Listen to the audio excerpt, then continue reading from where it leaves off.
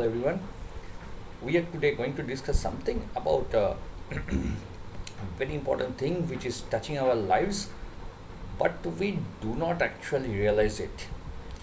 1993, something changed in our banking system.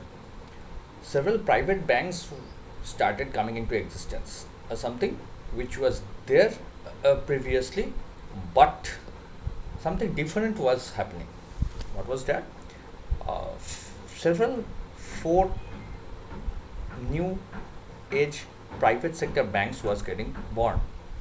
HDFC Bank, ICICI Bank, Kotak Bank, and obviously UTI Bank, which is currently known as Axis Bank. Now, what was driving this was India was undergoing a state of liberalization.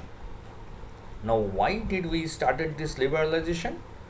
Is it that there's something that we thought that it would be good for everybody?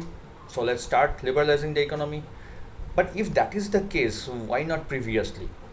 And in that case also we can also ask, if that is the case of doing something good for the economy, why in 1991 or in not after that? Why not 2000 when something more relevant things was changing?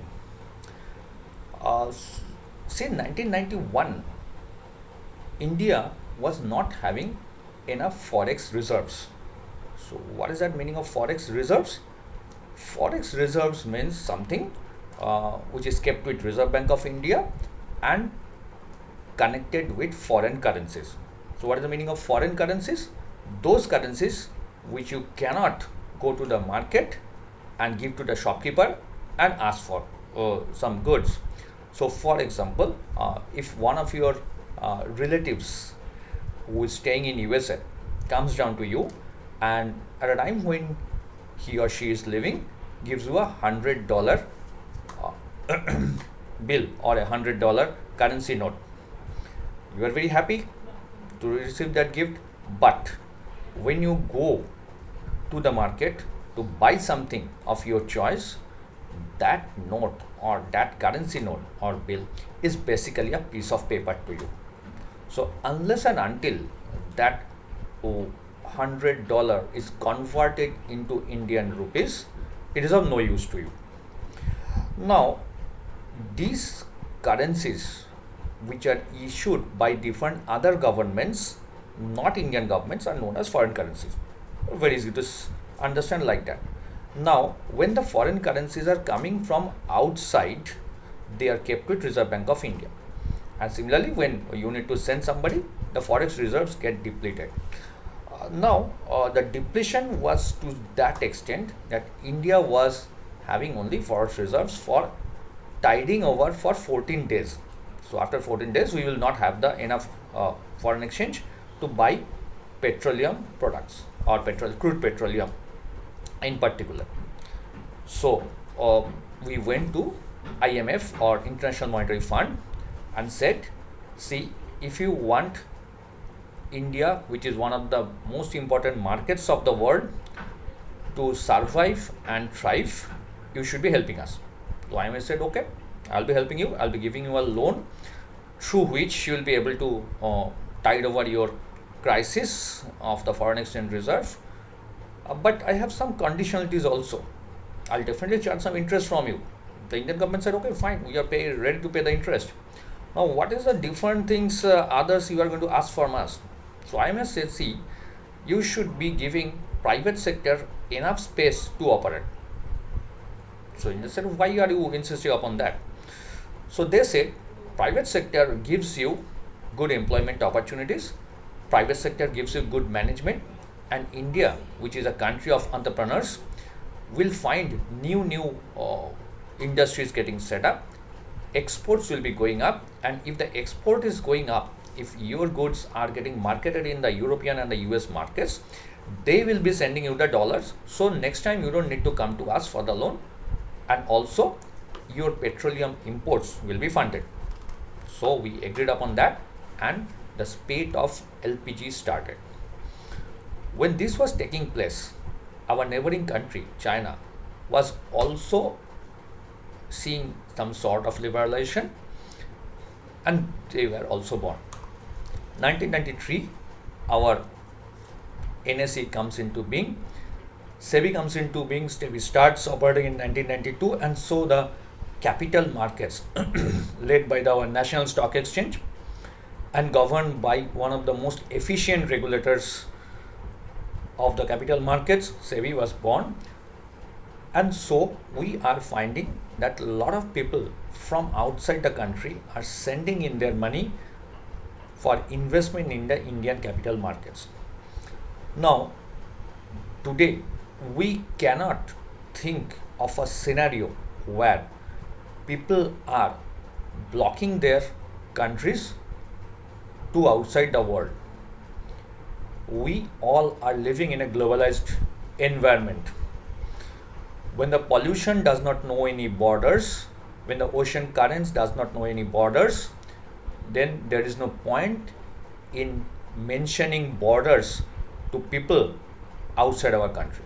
We may have our own policies, our national politics, national policies, but to exist in the present era, we have to interact with our neighbors, we have to interact with the other countries, and our countrymen gets a very good opportunity to invest outside or send their goods, sell their goods outside, or also to buy raw materials, better quality raw materials from outside.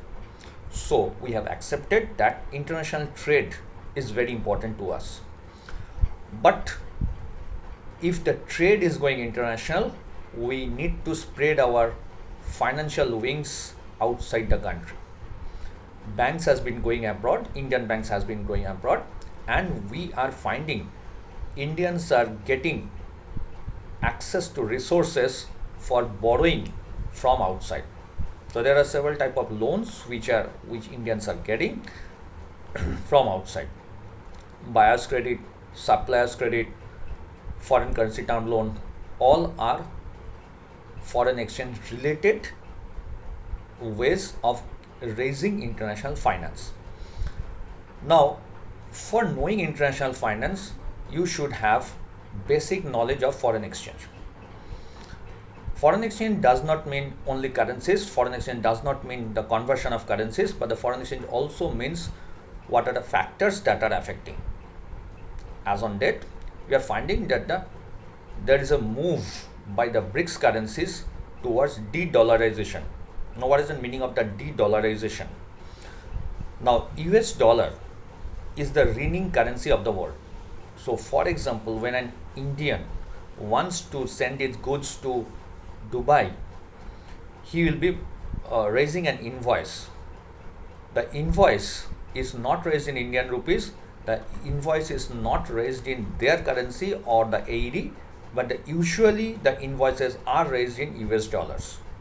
So neither USA is connected with this trade between Indian businessmen and the Dubai based businessmen, but however, we cannot neglect the importance of US dollar because we are using it as an international currency. Several geopolitical changes has been taking place over the last 3 or 4 years, and some of the BRICS countries, say for example Russia, India and China, has come together to move away from making dollar the most important international currency. Now it's to nascent stage for de-dollarization because anyhow, any cost, all our trades are dependent upon USA. USA is the largest trading partner of India and several other countries, including China. So we just cannot neglect the importance of US dollar. But however, in foreign exchange, we need to understand what are the factors that are moving the US dollar rates. Now, when we talk of US dollar, we just not only talk of the local currency of USA, but we are also talking of a global currency. One of the important reason why US dollar has been chosen is because of the acceptance. Most of the countries accept US dollar, and it is very easy for the banks to transact with the US banks. However, things are changing. Stay tuned to understand what are the things that are changing in the international finance scenario. Have a nice day.